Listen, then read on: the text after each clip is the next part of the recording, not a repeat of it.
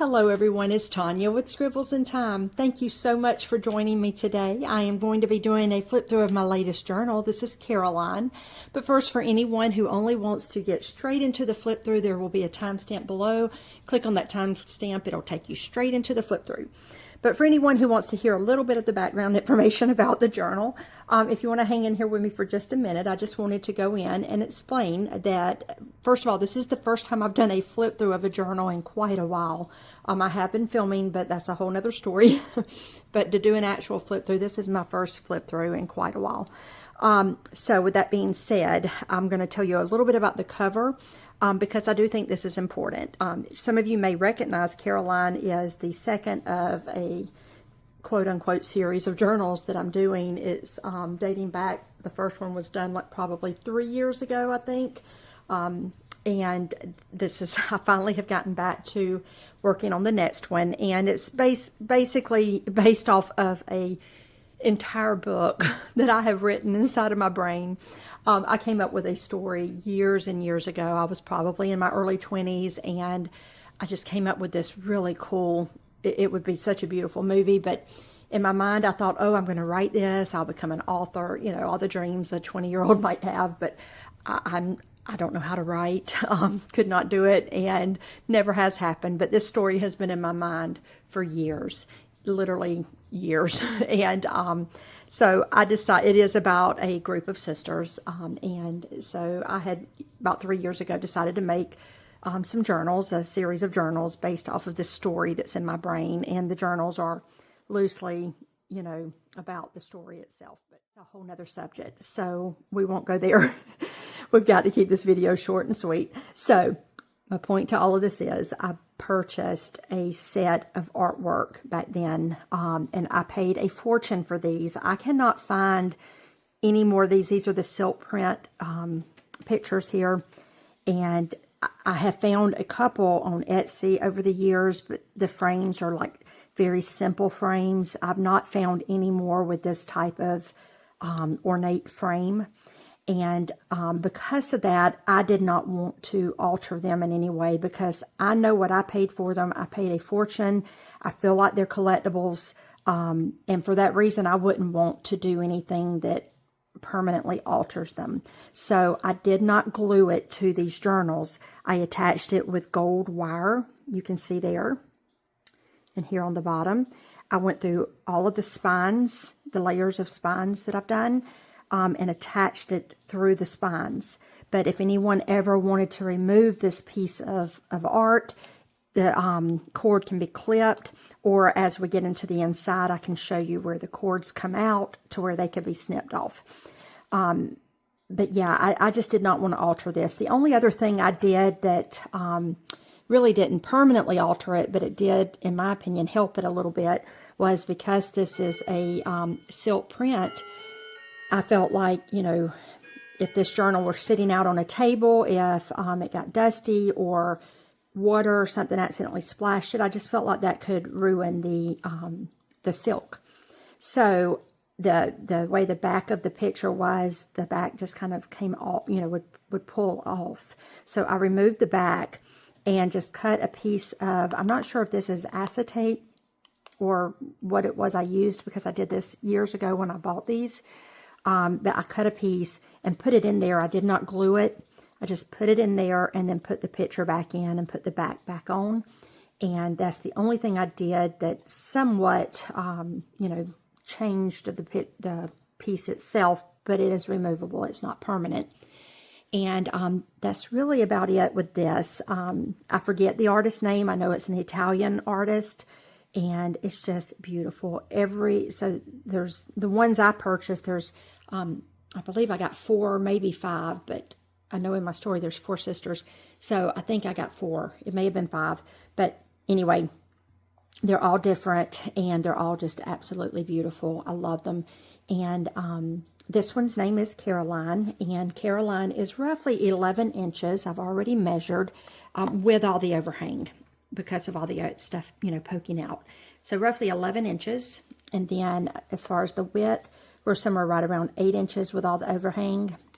and the root here on the side. And as far as the depth of it, I like to make journals that are more like a box, so that if you're sitting it out on a table, it almost appears to be a box sitting there. So it's about 5 inches deep. But my thoughts on that is that, you know, junk journals are made for us to come in and just kind of stick stuff in them, almost like a box, keepsakes and treasures and that kind of thing. They also have the luxury and beauty and ability of providing you with space for art and writing. So that's just the beauty of junk journals. I love them. I love the concepts of them, but you already know that.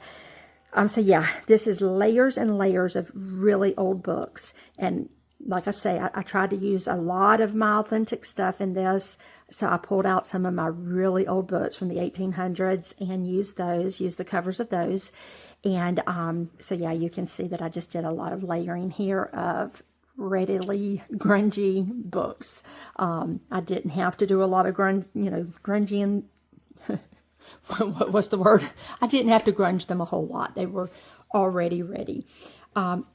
Across the spine, I used these canvas belts from World War II that I had purchased years ago. And they're not really functional, but they are just so beautiful.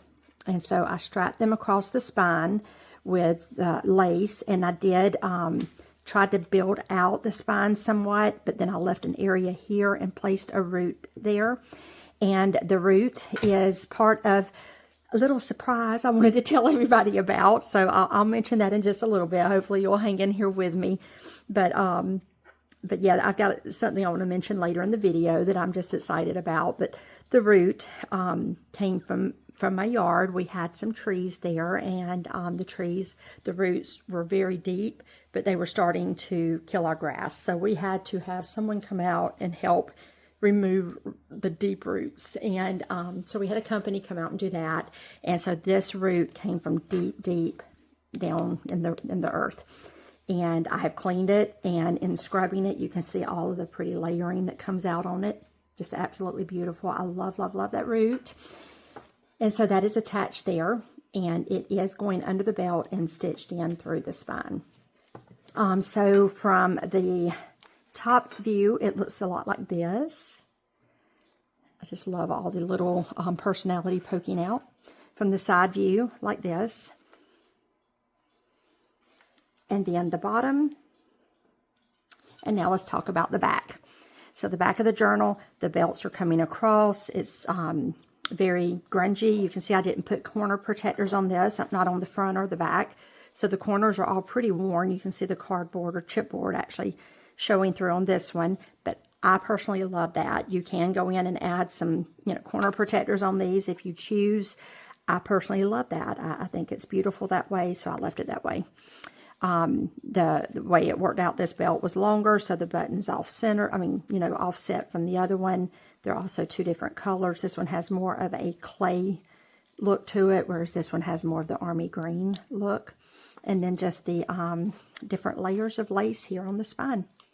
The little bit of rope that's showing through is from this root that has been stitched in through the spine. Okay, we're going to go ahead and open the journal up now.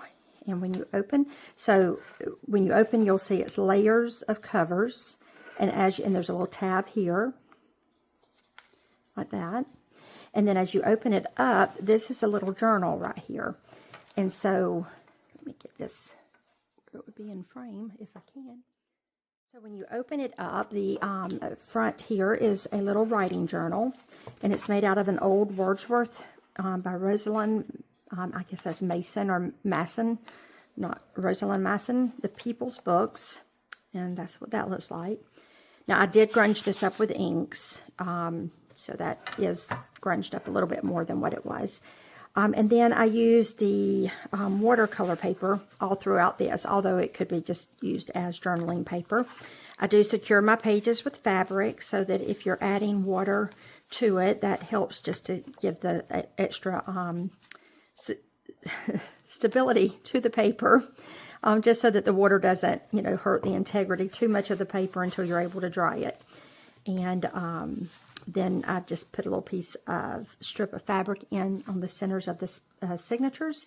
Here I put a little pom-pom felt ball. And I'm showing you these because these all show when the journal's closed. So they're part of what gives the personality. Let me slide it over so you can see a little better. These are part of what give the journal so much personality when it is closed and sitting out on a table, is all of these little things that are poking out. So I want to be sure to show those as we go. So yeah, there's watercolor paper in here. Each signature has a piece of fabric coming down the outer piece, like that. And then this one has this pretty brown ruffle.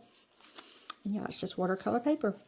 This signature does not have anything hanging out of it. It was getting to be a little bit too much hanging out, so I just put a piece of fabric there that looks like a little bow. And then the back of the journal is attached to these covers, and underneath this strip of fabric is where this fabric could be ripped off if someone ever wanted to go in and snip that metal that I had been talking about that's got the piece of art that's wrapping around that piece of art. It's underneath here. You can feel it when you rub it. So this is where that metal comes through that attaches the picture on the front. Okay. Here are 2 buttons sewn on with a bunch of fabric that's kind of gathered and puckered like that. And then here is just a beautiful dragonfly earring that I pinned onto here. I wish I could wear earrings like that. It would irritate my ears so bad. I thought it was so pretty. I had to get it. And it's just a beautiful little dragonfly with a kind of a blue bead. And then I did the bird's nest right here in the front. I did leave a little bit of area back here, just some pieces that I didn't attach down that could be journaled on. I think there's 4 pages. Yeah, 4 pages that I just left kind of open that could be journaled on. I just tucked all kind of things in here, just like a bird tucks things into their bird's nest. I just tucked pieces all in here. Here's a negative, just some different pieces of ephemera that could be used throughout the journal. All kind of little pieces kind of tucked in through it.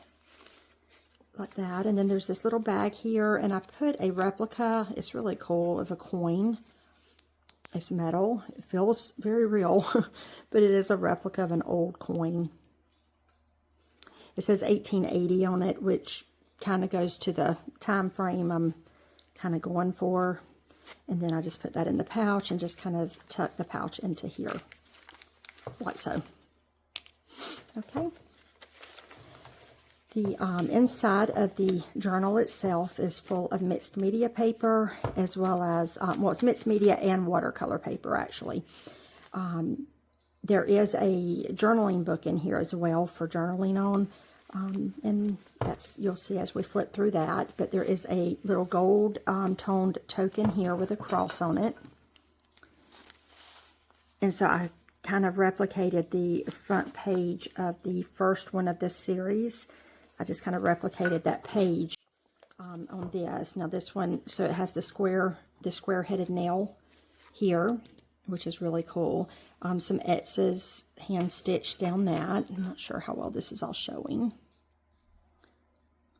Okay, and then I attached this little tab here, and then a real pretty kind of opalescent looking bead. I hope the camera's catching that. And then, so that's the bird's nest, and then the first page. Here I've just kind of put some green acrylic paint on just to help tie in the green of the book here and the greens that are peeking through farther back in the journal. This is a tab that is also secured with fabric so that you could literally attach something. In fact, I have a book slid in here. Let's find where. I personally thought this would be kind of cool to use as a press book until you're ready to use the pages out of it. But you could use it to slide in here to press on while you're writing. Or you can start tearing pages out of this to use as you layer and do, you know, like mixed media on a page. So my point to that is this tab right here is made to attach something to. So like say you had a book like this that you wanted to actually attach into the journal. You would just come in and attach it here like that, and then it would be attached into the journal. Okay. This is a really pretty crocheted piece here, and I just put this little dog piece through there. It's a scarf holder, and I just kind of clipped it through there. In my mind, Caroline loves her little dog, and that's just a little sweet reminder to her of her dog that she has. And then as you flip that, this is a page. Now, I don't think that this page came out of the original book here. It came out of one of the books from the other ones in the series. But I did include it in here because I want all of these books to be somehow connected. And so I'm trying to either duplicate certain pages or mix, match, and use things from each other's books. That's what sisters do, and that's kind of what I've done. And so this page is just really pretty. It is old. It could be journaled on or collaged on, however you would like. This is a hairpin, and in my mind is Carolyn's hairpin, and she has just stuck it here in her journal. And I'm just kind of sticking it there so that when the journal's closed, you can see it from outside. It just adds another little pretty element of layering and personality. And then here, I love putting black paper. I really love popping black in the journals all the time anyway, but I do like black paper because it's so pretty to take a white pen, a white gel pen, and, you know, if you do charcoal work over here, which I love doing charcoal work, if you do some charcoal here and then get a white pen and journal about it. I like that concept. But hanging, this is the center of a signature, so I did a rusty heart bell. And then on the top, there's this pretty gold embellishment. It's kind of heavy. It's just really pretty. And then there's this real pretty trim on this page. And then here's the flip side of that, I'm about to say corduroy crochet, sorry. And then this is a horse button or pendant. Let's see if I can hold the book up so that we can see it in more detail. It's so pretty. It looks so old, and I thought that was just gorgeous. And then the other side of the tab where you can attach something to. And then the flip side of that mixed media paper. Here is another piece of, I guess this would be considered crochet.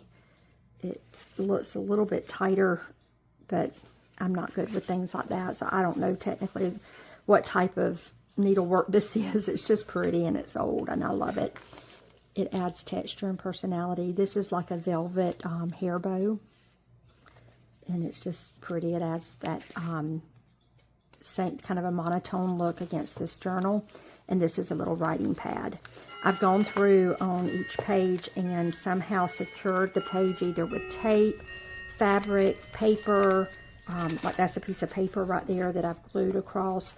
And my purpose in that is because here's a piece of fabric, but every page has either tape, either on the reverse side of it where it's done like every other page, so that each page is held in, so that over time, if it starts to, you know, lose its integrity and pull out, it buys you a little bit of time to go in and reattach it with more tape. But every piece has, you know, something helping to hold it to the next page. And then in the center, I put a little piece of fabric tied in there, and it's stitched in like a signature. On the back of the writing book, there is some more trim. It's kind of a really pretty, I guess that would be more of a orange. It almost has like a mustard yellow, but it's more orange than yellow, so we'll go with that. And then the flip side of that. And then this is where I chose to tuck the book in. And then this is so pretty. I forget what you call this, and I know y'all know. I wish I was better with things like this. It's so pretty. It's so delicate. Just absolutely gorgeous. There used to be, you know, it's been so long since I have watched channels, unfortunately. I've had my husband home for a long, long time, and he doesn't watch that kind of stuff, so he's kind of had control of the TV, and I haven't been able to watch videos in a really long time. But there used to be a lady that did online sales, and I ordered this from her. She had gotten it from somewhere, and I bought it from her. And I don't even know if she's still out there, and nor do I remember her name, unfortunately. But hopefully I'll get back on track with with watching the stuff I enjoy watching. Not that I didn't find some shows with him, but this is just some grunged up mixed media paper here, surrounded by some watercolor paper. A little piece of fabric tied in right there. An old piece of trim here with a frozen Charlotte. And I have had, so I have a jar of frozen Charlottes that I have had for years. I bought them mostly off of Etsy, but they're just so beautiful to me. And the story behind the frozen Charlotte is kind of, it's very sad actually, but it's also, it's just like history. I love it, just beautiful. And then that's the end of the signatures back. And then as we flip to the back here, the last little section is a homemade envelope. I did not make this. I can't take credit for this. I can't remember if I got this off of Etsy or if it was Happy Mail. It was years ago. And I've just had it in my stash. So I have finally used that, and I have just tucked all kind of little neat items in this. I put a really old card. There's not a date on it or anything like that, but it's old, and I thought it would be really pretty to write a little hidden note in.